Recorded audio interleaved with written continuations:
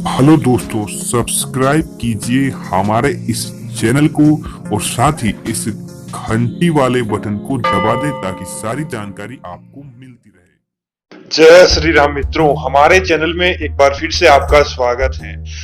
तो आज हम आपको बताने वाले हैं कि घर में ऐसे कौन से जीव है जिसे आने से आपके घर में नकारात्मकता आती है, बुरी शक्तियां आती है। दोस्तों, कुछ पक्षियों का घर में आना बहुत ही शुभ होता है, तो कुछ पक्षियों का घर में आना बहुत ही अशुभ माना जाता है। और अगर बार बार वह आपके घर में आते हैं, पौराणिक मान्यताओं के अनुसार वह आपके घर में कुछ ऐसे संकेत लाते हैं जिसे आपको समझ जाना चाहिए। अगर आप इसे इग्नोर करते हैं तो आप किसी बड़े अशुभ के तर हो सकते हैं। तो आपको इन संकेत, अगर आपको यह पक्षी आपके घर में आते हुए दिखाई दे तो आपको संभल जाना चाहिए। शास्त्रों के अनुसार ऐसे पक्षियों का बार बार घर में आना बहुत ही अशुभ होता है, और अगर वह आपके घर में बसेरा बना लेते हैं तो ये आपके घर परिवार के सदस्यों के लिए बहुत ही बुरा समाचार हो सकते हैं। तो आज हम आपको बताएंगे कि ऐसे कौन से पक्षी है जिन्हें आपको घर में आने से रोकना चाहिए और उन्हें आपको घर में नहीं आमंत्रित करना चाहिए। अगर वो आ गए हैं तो उन्हें किसी अन्य स्थान पर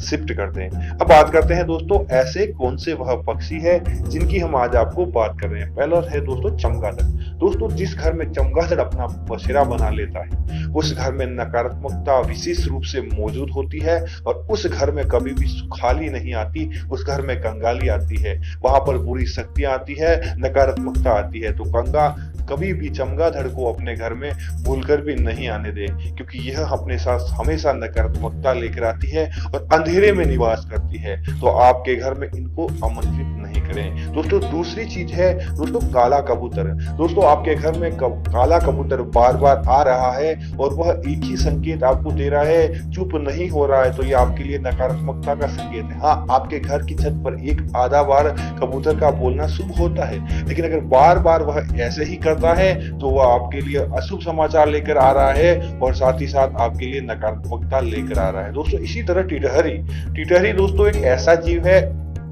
जिसकी आवाज आपको बुरी संकेतों की ओर इशारा करती है, और साथ ही साथ वह आपके जीवन में आने वाली समस्याओं के लिए बोल रही है। तो अगर आपके घर के आसपास यह मंडरा रही है तो यह दोस्तों यह आमतौर पर जमीन में रहती है, लेकिन अगर आपके घर के ऊपर यह रहने लगे तो यह आपको बुरा संकेत देती है और साथ ही साथ आने वाले बुरे संकेत की ओर इशारा भी करती है।